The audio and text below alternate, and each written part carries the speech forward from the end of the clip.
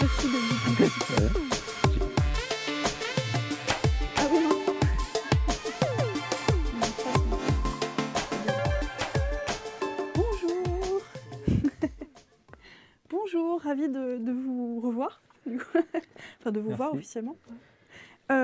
Vous êtes donc Jean-Yves Ramel et Donatello Conte. Conte, Oui. j'ai bon? Oui. Parfait. Donc vous êtes chercheur en informatique au LIFAT, laboratoire informatique et fondamental appliqué à Tours. Est-ce que j'ai bon jusqu'ici? Oui. Oui. Bon, parfait. Alors, qu'est-ce que vous allez me présenter aujourd'hui? Donc aujourd'hui, nous allons vous présenter une petite démonstration qui a été construite exprès pour la fête de la science. Rien que pour nous. C'est ça. Pour essayer d'illustrer un petit peu comment fonctionnent les algorithmes d'intelligence artificielle. Mhm. Et donc cette petite démonstration consiste à faire à découvrir des algorithmes qui sont capables de reconnaître des gestes qui correspondent au langage des signes. D'accord. Et donc je vais Donc un cliquer. traducteur de langage Voilà, des signes. c'est ça. Comme D'accord. il y a des traducteurs du français vers l'anglais, nous, on a essayé d'imaginer un traducteur qui permet de traduire les langages des signes à l'oral ou sous forme de texte. Alors, Donatello, vous me faites une petite Oui, démonstration? je vais faire un geste, puis je vais vous expliquer. C'est parti. Donc celui-là, c'est un geste, le mot livre. Mhm. Et donc, la première chose que l'algorithme il fait, c'est de calculer image par image le squelette de la personne qui donne la forme un peu du geste. Et derrière, après, il y a un algorithme d'intelligence artificielle qui détecte parmi les mots qu'il a appris, le mot qui lui semble le plus proche. Et là, donc, à la fin, il propose les pourcentages de reconnaissance, les premiers 3 mots qu'il lui propose avec des pourcentages. Là, le premier, justement, c'est livre. Donc c'est bon, il est bon. oui, À combien de pourcents? 99. Là, Ah, on voit bien sur joué. l'application. Bravo. Donc, Il alors connaît là, combien de signes? donc, ça dépend beaucoup de combien de vidéos on donne. Et en Mhm. fait, on peut lui dire de reconnaître un certain nombre de signes. Nous, l'application là qu'on a fait apprendre, c'est sur 9 gestes. Mhm. Donc, on a eu un ensemble de vidéos pour chaque geste. Et lui, le réseau derrière, il apprend les différents gestes à partir de ces exemples-là. D'accord. Et quand tu dis il apprend, comment ça marche en fait? Comment on construit un algorithme pour ce genre de choses? Donc, en fait, c'est pour ça qu'on appelle intelligence artificielle, un peu comme dans le cerveau. Nous, on apprend aussi par exemple. L'enfant, en fait, il regarde, par exemple, l'image d'un chat plusieurs fois et au fur et à mesure, il comprend que la forme, la couleur ou d'autres caractéristiques sont associées au chat. Donc, c'est ça un peu l'idée des algorithmes derrière. D'accord. Ok. Du coup, ces algorithmes fonctionnent avec ce qu'on appelle des neurones artificiels. Et du coup, c'est pour ça qu'il y a pas mal des fois de discussions sur les limites ou les forces de l'intelligence artificielle. Mais pour l'instant, ce qu'on peut dire, c'est que les neurones artificiels sont beaucoup moins performants que les neurones du cerveau humain. D'accord, donc l'IA ne va pas prendre le pas sur nous et détruire l'humanité d'ici demain, quoi. Voilà, c'est ça. D'accord, très bien. Quand tu dis qu'il y a des limites à l'IA, qu'est-ce que tu entends exactement par là? Du coup, justement, le fait que ces algorithmes ne fonctionnent qu'à partir des données d'apprentissage qu'on est fournies au système Mhm. limite beaucoup leur puissance, ces méthodes ne sont pas capables de généraliser, en fait. Elles ne sont capables de traiter que des situations qui correspondent à celles qu'on a utilisées quand on a demandé à l'algorithme d'apprendre. Donc si on ne montre que des vidéos qui correspondent à 9 gestes, Mhm. l'ordinateur ne pourra reconnaître que ces 9 gestes-là. Et si on fait un autre geste, il ne sera même pas capable de voir qu'il s'agit d'un autre geste, mais il va essayer de trouver le geste le plus similaire et dire ça correspond à ce geste-là. Oui, c'est une histoire de probabilité finalement. C'est ça, donc, voilà. D'accord. Est-ce que vous pouvez nous faire une autre démonstration? Je suis Oui. curieuse. Alors là, par Vous avez fait exemple, 9 gestes. Donc je relance, hop. Donc ça, dans le langage des signes, c'est chaise. Mhm. Et donc, encore une fois, il prend un peu de temps. Alors, ces algorithmes aussi, ils demandent beaucoup de puissance de calcul. C'est pour ça, les recherches sur ça, ça existait déjà dans les années 90, Mhm. mais ça a eu un essor là maintenant parce qu'il y a la puissance de calcul, les ordinateurs qui peuvent calculer toutes ces données. D'accord. Là, donc, aussi, là, il a bien reconnu Chaise, À combien de pourcents? 98%. Oh, bravo. Et alors, une autre limite, c'est par exemple que les différences entre entre les données ils peuvent être aussi subtiles. Et donc, parfois nous, on voit, nous, humains, on arrive à distinguer en fait des gestes, et lui, il n'arrive pas. Et alors là, par exemple, il a bien fait, mais parfois, il se trompe et on ne sait même pas pourquoi. Tu aurais essayé? Je peux essayer vêtements, par exemple. Donc, vêtements, c'est ça. Vous avez entré ce mot-là enfin ce signe-là dans Oui, la base, d'accord. donc il y a des bases publiques, par exemple, de vidéos, où chaque vidéo, on connaît le geste, Mhm. et c'est pour ça qu'on donne au réseau la vidéo et le geste correspondant, et c'est comme ça que lui, il apprend. D'accord. Alors là, par exemple, c'est un cas où il s'est trompé. Alors, il y a vêtements parmi les trois mots, mais il n'y a qu'à 8%, alors qu'ordinateur, il dit 80%. Mhm. Parce que peut-être, par exemple, ordinateur, c'est aussi avec le bras. Alors peut-être il a vu le bras ici qui avait la même forme que l'autre geste qui est ordinateur. Et donc, il s'est confondu. D'accord. Une des faiblesses des algorithmes d'intelligence artificielle actuellement, c'est que pour apprendre, ils ont besoin de beaucoup de données, en fait, Mhm. et il faut les données annotées, en fait. Donc pour chaque objet qu'on veut faire apprendre ou geste que l'on veut faire apprendre, il faut non seulement donner la vidéo, mais donner aussi la classe qui correspond à ce geste.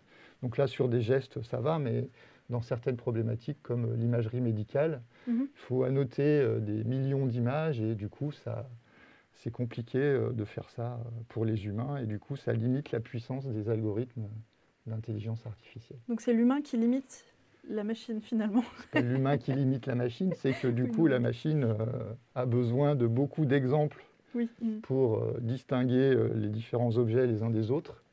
Et du coup, parfois, on n'a pas assez de petites mains humaines pour annoter les données et du coup, ça limite certaines applications. Mhm. Et j'ai cru comprendre que selon les exemples justement qu'on donnait à la machine en entrée, on pouvait aboutir à des IA qui avaient des énormes biais racistes, ce Oui, genre de tout à choses. fait. Du coup, vu que, comme je l'ai dit tout à l'heure, l'algorithme n'utilise que les données qu'on lui met en entrée pour apprendre, pour justement apprendre quelque chose. Si on introduit dans la base d'apprentissage des données qui ne sont pas représentatives de toutes les catégories, ça peut entraîner des biais. Par exemple, si sur cet exemple, si on n'utilise que des hommes pour faire apprendre les gestes, peut-être que si c'est une femme qui fait le geste, du coup l'algorithme ne va pas marcher. Donc là, c'est pas très grave, mais il faut faire attention justement C'est pas à très certains grave, c'est pas biais. très grave. Enfin, j'aurais dû prendre l'exemple inverse en fait. Et là, ça n'aurait pas été très grave. Mais oui, si on prend pour faire de la reconnaissance de visage, justement, au début, je crois qu'il y avait des petits soucis parce qu'on ne prenait que des personnes avec la peau blanche et du coup, ça ne marchait pas pour les personnes qui n'avaient pas la peau blanche. Enfin voilà, il faut faire très attention en fait aux données d'apprentissage que l'on donne à manger aux algorithmes d'intelligence artificielle pour ne pas introduire de biais. Et donc en ce moment, il y a plein de discussions autour de cette problématique. Est-ce qu'il y a des comités, est-ce qu'il y a des structures spéciales pour encadrer le développement des IA? Alors c'est encore peu présent, mais c'est vraiment un sujet qui décolle en ce moment. Et oui, de plus en plus, on essaye de mettre en place des comités d'éthique ou des chartes d'éthique qui vont, avant qu'on lance une recherche, se poser des questions sur est-ce que cette application est positive ou négative, est-ce que justement l'algorithme que l'on va mettre en place est transparent, c'est-à-dire qu'on arrive à expliquer les décisions qui vont être proposées par l'algorithme, ou donc est-ce que c'est pas trop boîte noire et que du coup on ne sait pas du tout comment ça marche. Mhm. Et enfin, voilà, on préfère du coup avoir des algorithmes boîte blanche et transparente, facilement explicables, plutôt que des grosses usines à gaz compliquées. D'accord. Et donc vous, au LIFAT, en ce moment, vous réfléchissez à ce genre de questions? Oui, oui, donc au LIFAT, on va essayer de mettre en place justement un comité d'éthique. Alors ce ne sera peut-être pas que pour le LIFAT, mais Mhm. pour tous les laboratoires d'informatique de la région Centre-Val de Loire, puisqu'il y a des organismes régionaux qui fédèrent les recherches qui se font en informatique en région Centre. Et voilà, donc j'espère que ça va pouvoir se mettre en place. Après, ça va peut-être alourdir un petit peu les procédures de recherche pour avoir l'autorisation de faire certaines recherches, mais je pense que c'est positif à terme. Oui, c'est bien aussi d'encadrer un petit peu la recherche. Ok. Mais du coup, vous dites que bon, les IA, il y a des dérives évidemment, mais il y a aussi, enfin, elles ont fait des progrès énormes ces dernières années. De quoi elles sont capables en ce moment Qu'est-ce qu'on peut faire de mieux avec une IA? De mieux que l'humain, pas grand-chose. Non, de aussi bien que l'humain, si. Il y a plein d'exemples où l'IA surpasse l'humain, mais comme je le disais tout à l'heure, Mm. l'IA va être dédiée du coup à un cas spécifique. C'est-à-dire qu'on va être capable de faire une IA qui détecte mieux les tumeurs, par exemple, dans des images médicales spécifiques du cerveau, par exemple. Mhm. Mais cette IA, elle sera dédiée que à cette problématique-là. Et donc, elle sera plus puissante que l'humain pour détecter des tumeurs. Elle va être capable de détecter des tumeurs que peut-être un expert même des tumeurs ne pourra pas détecter. Mais si à côté de la tumeur, il y a une autre problématique très visible, elle ne va même pas la voir, alors qu'un humain verra qu'il y a une autre problématique en regardant l'imagerie.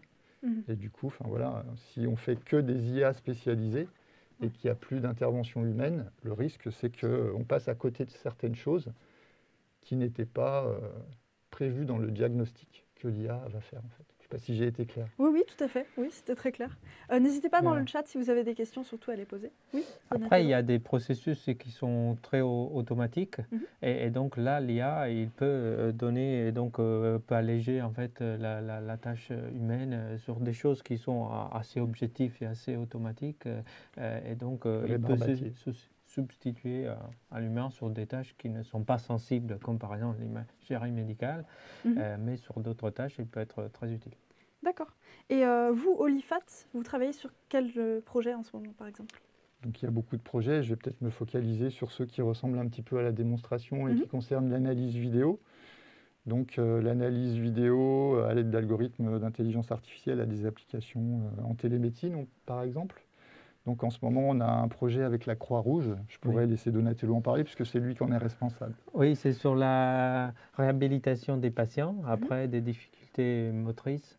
Et donc, l'idée, justement, aussi avec cette reconnaissance de squelette de la personne, on peut montrer l'exercice idéal que la personne il devrait faire, et le logiciel, à partir du geste du patient, il peut donner les différences entre le geste qui devrait être fait et le geste que le patient il a réellement fait, et il peut suggérer d'améliorer certaines choses, et donc accélérer un peu la rééducation et le processus de réhabilitation.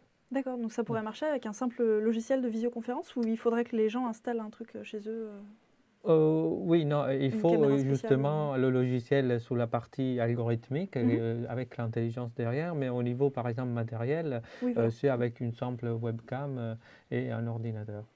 D'accord. Un autre exemple de projet, Oui. peut-être, à Tours, il y a un centre sur l'autisme. Mhm. Et du coup, on collabore aussi avec eux pour essayer de faire des algorithmes qui détectent des émotions en filmant le visage. Et donc, on va utiliser ces algorithmes pendant des séances d'expérimentation faites dans ce centre.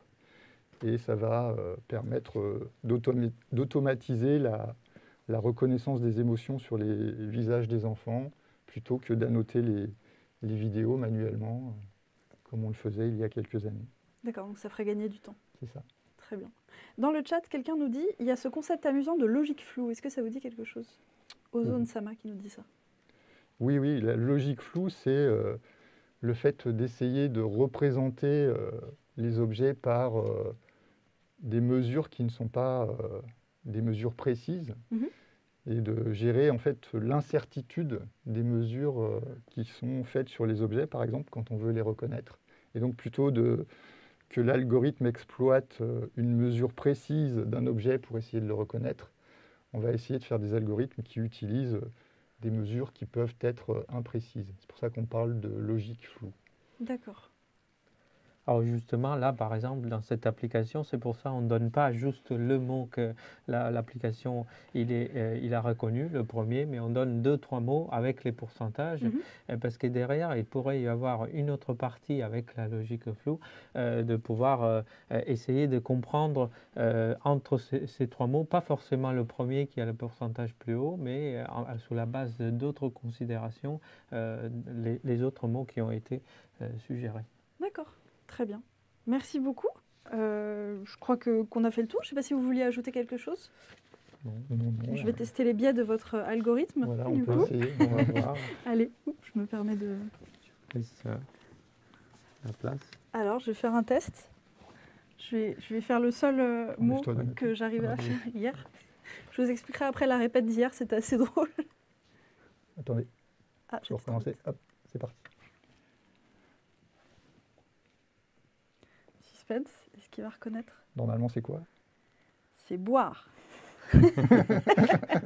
Non, parce qu'hier, on a fait une répétition, j'ai essayé plein de gestes, il n'y en a aucun qui était lu, sauf boire, visiblement. Je ne connais pas du tout la langue des signes. Eh bien, effectivement, boire à 63%. C'est... On a Et de il y la a chance. aller à 30% et bonbon à 3,48%. Et il est pas mal, il est pas mal. Bon, écoutez, merci beaucoup pour cette belle démonstration, Bah, merci. Merci. cette image. Merci. Au revoir. Et puis, je vais aller voir Pierre, voir s'il a des belles choses à nous dire en dessin. Merci beaucoup. Au revoir. Merci, au revoir. Pierre, Valentine, ne vois-tu rien venir? Alors, qu'est-ce que tu nous as fait de beau? eh bien moi, je me demandais, Ce plan, on dirait une sitcom. je Dis-moi. me demandais, et quand on a 4 bras, C'est vrai ça.